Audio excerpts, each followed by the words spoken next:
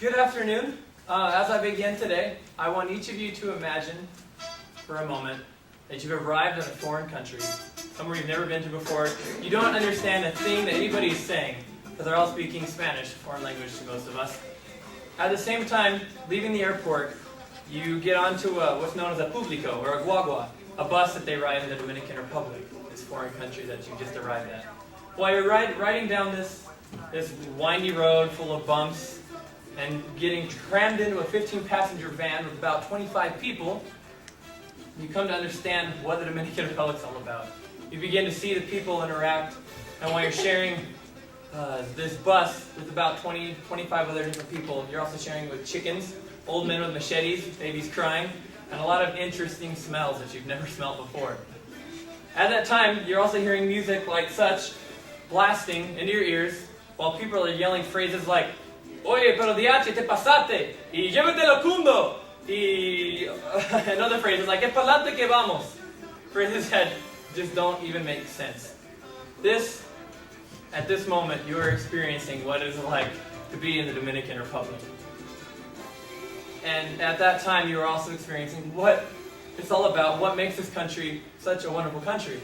Now, you might think a minute, wait, how is that such a wonderful country? I'm stuck in a bus with a bunch of people I don't know, and I don't understand a thing, and it smells funny.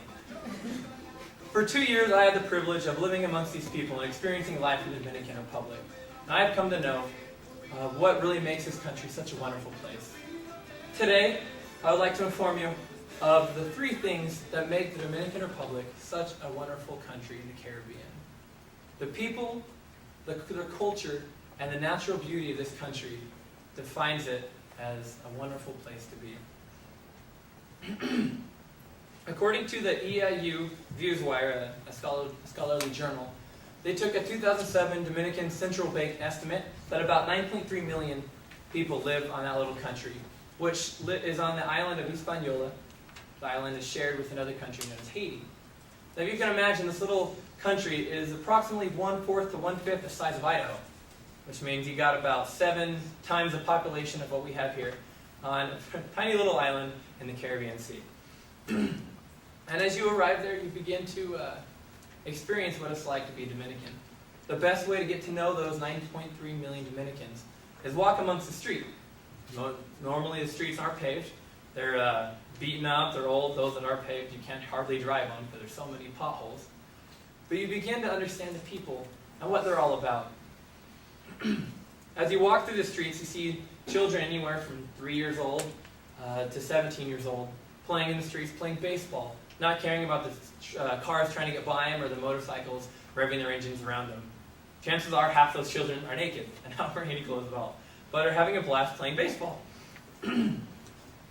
At the same time, you see women and men of all different ages, usually poverty-stricken, walking through the streets selling all different types of produce, whether it's avocados, papayas, other tropical fruits, bananas, all different sorts of produce. And you come to know that the Dominican Republic is a country stricken with poverty.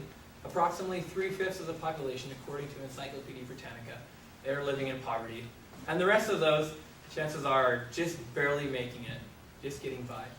And about 10% of the population lives in utter wealth, which is unfortunate because 90% of those aren't enjoying those blessings and living the luxurious life, I guess. But the wonderful thing, while walking through the streets, you come to understand the people, and you realize just how kind and considerate they are to their neighbors around them. Something that we can't experience here.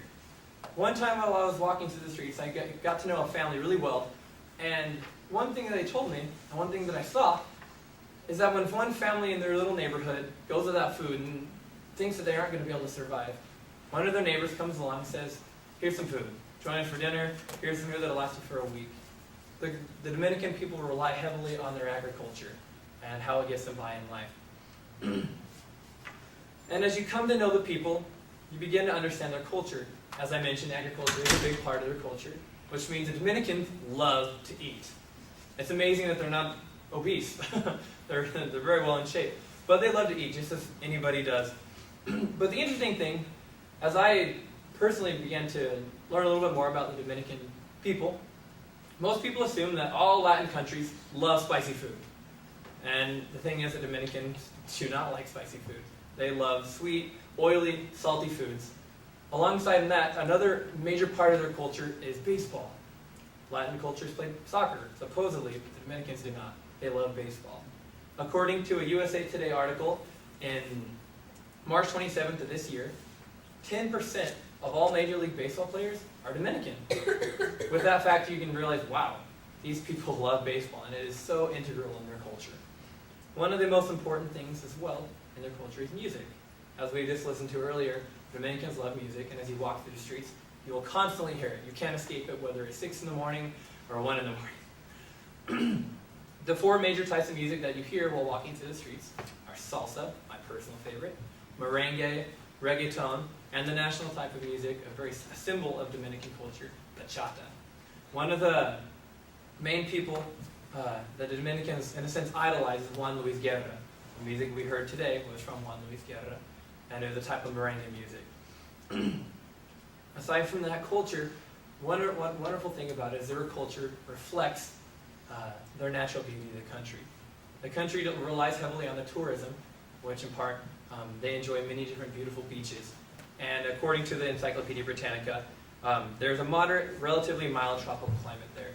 And occasionally, the country is damaged by tropical storms and hurricanes. Now, the beauty of this land is a reflection of what I've spoken to you today. I keep going. Okay.